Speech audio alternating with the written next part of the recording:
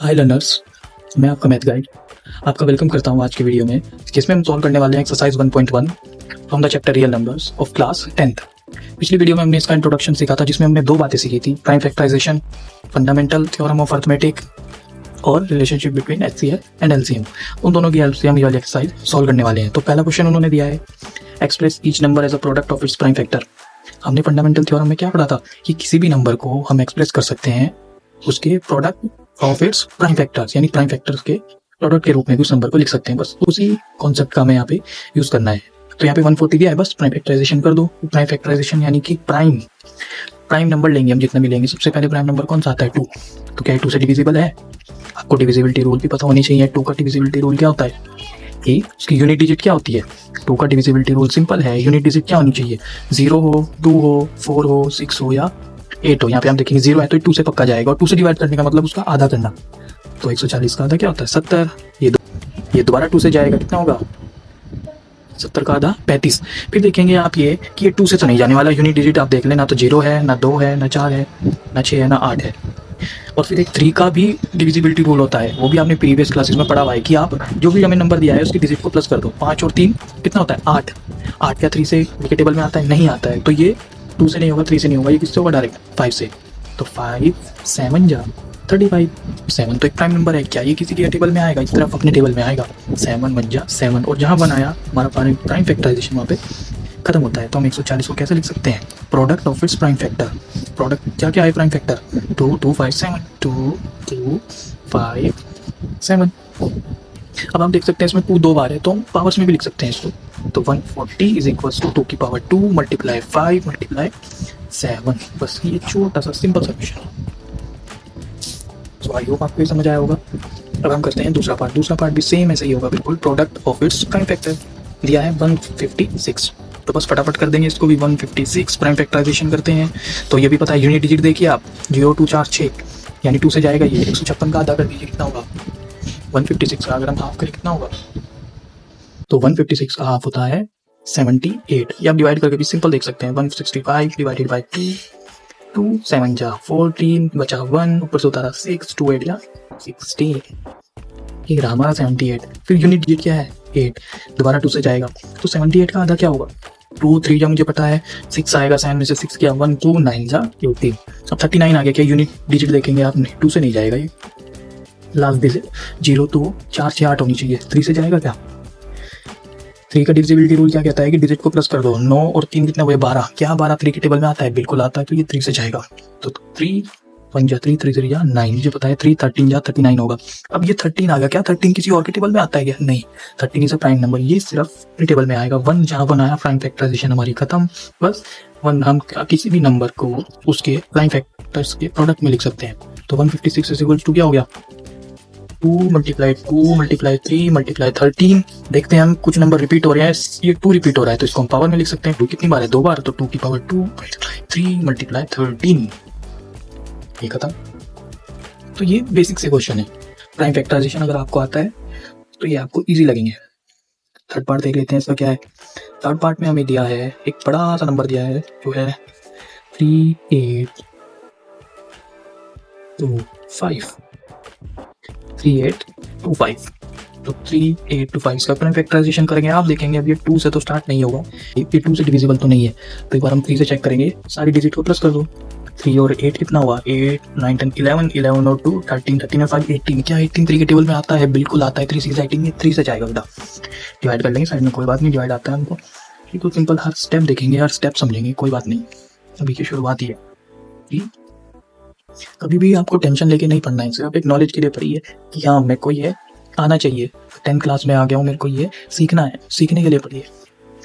तो 3 के डिवाइड करते हैं। 3 1 जा 3, बचा 0, ऊपर से 8 उतार लेंगे, कोई बात नहीं। 3 2 जा 6 आ गया, ठीक है। 8 में से 6 गए, 2 बच गया, ऊपर से डिवाइड तो आता ही है भाई, सबको आता है डिवाइड। तो बचा 22, नहीं आता मैं सिखाऊंगा। 1 2 यहाँ पर 22।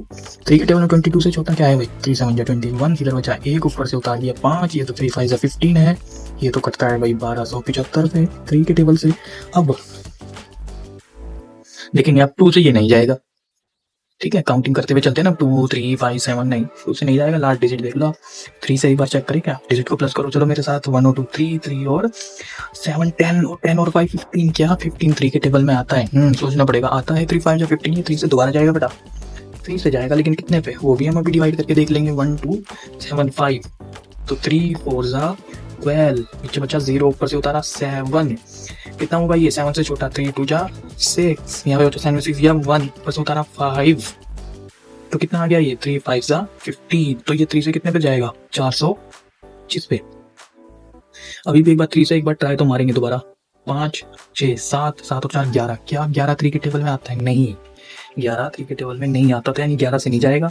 अब हम चेक करेंगे 5 से, क्योंकि प्राइम नंबर है ना, 2 3 5 4 is not a prime number, क्योंकि वो अपने अलावा दूसरे के टेबल में भी आता है।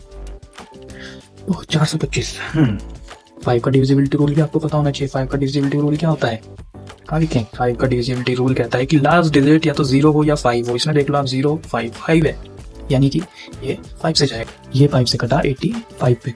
दोबारा चेक करेंगे, 85 आता है क्या 5 के टेबल में, बिल्कुल आता है। कितने पैसे डिवाइड करके देखते हैं, 5 बन गया 5, अगर हम डिवाइड करेंगे 8 में से, लो आपको डिवाइड करके मैं दिखा देता हूँ, कोई टेंशन नहीं लेनी। 5 बन गया 5, 8 में से 5 गया 3, ऊपर से उतारा 5, 5 7 जा 35, ये कितना आ गया भाई, 17, ये आ गया 17। अब सोचो बेटा, ऐसा कोई नंबर जिसके टेबल में 17 तुमने देखा हो, पहाड़े याद किए हैं बहुत सारी, क्या 17 किसी के टेबल में आता है, अपने अलावा क्या किसी के टेबल में 17 आता है, नहीं, क्योंकि 17 एक प्राइम नंबर है, तो 17 सिर्फ अपने टेबल में आएगा, तो 17 बन जाए, 17 1 आया, प्राइम फैक्टराइजेशन खत्म। तो 3 8 2 5 को लिख सकता हूँ, product of its prime factor क्या क्या है, 3 मल्टीप्लाई 3 मल्टीप्लाई 5 मल्टीप्लाई 5 मल्टीप्लाई 17, ये सारे लिख दिए ना हमने। तो बस अब जो लग रहा है तुम्हें रिपीटेड हो रहे हैं उनको पावर्स में लिख दो। तो 3 8 2 5 को कैसे लिखा जा सकता है, 3 की पावर 2 और 5 की पावर भी 2 मल्टीप्लाई 17, बस खत्म हो गया। सो फोर्थ पार्ट में दिया है 5005। एक और अजीब सा नंबर, कोई बात नहीं, प्राइम फैक्टराइजेशन तो हम करेंगे, इसका डिविजिबिलिटी रूल हमें पता है, उसे नहीं जानने वाला बाबा। देखो लास्ट डिजिट देख लो आप, क्या इन चारों में से कुछ है, पांचों में से नहीं, कुछ भी नहीं है, नहीं जाएगा। 3 से डिजिट प्लस कर दो, 5 प्लस 0 प्लस 5 है तो 10 हुआ, 10 3 के टेबल में नहीं आता, ये जाएगा 5 से बेटा। डिवाइड कर लेंगे, कोई बात नहीं, क्या हो गया, डिवाइड कर लो, या यहाँ पे छोटा हो जाएगा, यहाँ पे बड़ा डिवाइड करते हैं। 5005 कब 5 बन जा 5, नीचे बचा 0, एक और 0 उतारते हैं, यहाँ तो डिवाइड हो ही नहीं रहा है, कोई नहीं, एक और 0 उतार लेते हैं। जब हमने एक 0 उतारी है तो हमें एक लगानी भी पड़ेगी, लेकिन ये तो फिर भी डिवाइड नहीं हो रहा है। एक आखिरी नंबर बचा है 5, लेकिन जब हमने एक और डिजिट उतार दी है तो एक 0 हमें और लगानी पड़ेगी। डिवीजन पता ही ना कैसे होता है, जब हम एक से ज़्यादा डिजिट उतारते हैं तो 0 लगती रहती है। यहाँ पे हमने 0 उतारा, नहीं लगेगी, तो उसके बाद एक और जब हमने डिजिट उतारी, यहाँ पे 0 लगा, फिर एक और उतारी तो दोबारा 0 लगा। अब यहाँ पे सिर्फ 5 बचा है, ये 005 है, 0005 क्या है, ये कुछ भी नहीं है, ये 5 ही है, तो 5 के टेबल में 5 को आएगा 1 पे, ये बचा 0। तो 5 से कितनी बार डिविजिबल हुआ, 1001 पे। अब ये बेटा कैसा नंबर आ गया, 1001, ये किसके टेबल में जाएगा, 2 से नहीं, ऐसा मजाक मत करो बच्चों, 2 से तो कभी नहीं जाएगा। 3 से डिजिट प्लस करके देखो, 2 नहीं, 1 + 1 2 होता है, जो 3 के टेबल में नहीं आता है। तो कौन सा नंबर देखें फिर, क्या 5 से देखें, नहीं, लास्ट डिजिट 0 या 5 होनी चाहिए, वो भी नहीं है। तो जब आपको ऐसे अनयूजुअल नंबर मिलते हैं तो उसके लिए आप क्या याद रखोगे कि ऐसे नंबर जो किसी से डिवाइड नहीं हो रहे, वो डिवाइड हो जाते हैं 7 से, या तो 11 से, या 13 से, या 17 से, 19 से, या 23 से, ऑलमोस्ट इनसे डिवाइड हो जाते हैं, ठीक है। बाकी हमें डिविजिबिलिटी रूल सबका पता है, 7 का भी डिविजिबिलिटी रूल होता है, उसको भी हम एक वीडियो में डिस्कस कर सकते हैं, 11 का भी होता है। लेकिन अभी हम 1001 को चेक करते हैं, ये किससे डिवाइड हो रहा है, 1001, क्या 7 से चेक कर लेते हैं, 7 1 जा 7, इधर बचा 10 में से 7 गए, 3 ऊपर से उतार दिया 0 7। 7 के टेबल में 30 से छोटा क्या होगा, 7 के टेबल में 30 से छोटा क्या आएगा, 7 के टेबल में 30 से छोटा क्या होगा, 7 4 जा 28, यहाँ पे 30 में से 28 गए, 2 ऊपर से उतारा 1, क्या 7 के टेबल में 21 आता है, अगर आता है तो हमें आगे नहीं जाना पड़ेगा किसी भी नंबर पे, 7 3 जा 21, ये कट गया भाई 7 से। किसे काटा हमने, 7 से काटा 143 पर, अब 143 आ गया भाई। तो हमने 7 से, जब मैंने कहा था जो नंबर किसी से नहीं जा रहा हो, किसी से डिवाइड ना हो रहा हो, देख लो आप, 2 से नहीं जाएगा, ये 3 से जाएगा क्या, 4 और 3 7 8 नहीं, ये डिजिट का सम करके 8 आ रहा है जो नहीं जाएगा, ये 3 से 5 से जाएगा क्या, नहीं, लास्ट डिजिट 5 के लेके आओ नीचे 0 या 5, यहाँ पे 3 है, नहीं जाएगा ये। तो ये अब मैंने कहा था जो किसी से नहीं जा रहा हो वो इन सब से जाएगा। तो 7 से एक बार चेक कर लें क्या, चलो 7 से चेक करते हैं, 143 को। 143 तो सुना सुना लग रहा है, 7 2 या 14, इधर बचा 0, फिर ऊपर से उतारा 3, नाउ रिमाइंडर हमें 0 बचना चाहिए, तभी तो फुली डिवाइड होता है। 7 से नहीं जाएगा, कोई बात नहीं, अभी तो नंबर बचे हुए हैं, टेंशन नहीं लेनी है। 11 से चेक करते हैं 143 को, 11 1 जा 11, 40 में से 11 गए 3, ऊपर से उतारा 3, अरे बाप रे, 11 3 या 33, तो कितना आ गया 13। तो ये किसके टेबल से, 11 13 जा 143 होता है। अब मुझे बता दो बेटा 13 किसके टेबल में आता है, नहीं भाई ये किसी के टेबल में नहीं आता, ये प्राइम है। तो बस जहाँ 1 आ गया प्राइम फैक्टराइजेशन खत्म। तो 5005 को क्या लिख सकते हैं, product of its prime factor जो है 5 मल्टीप्लाई 7 मल्टीप्लाई 11 मल्टीप्लाई 13, कुछ रिपीट नहीं हो रहा है, तो बस ये हमारा आंसर हो जाएगा।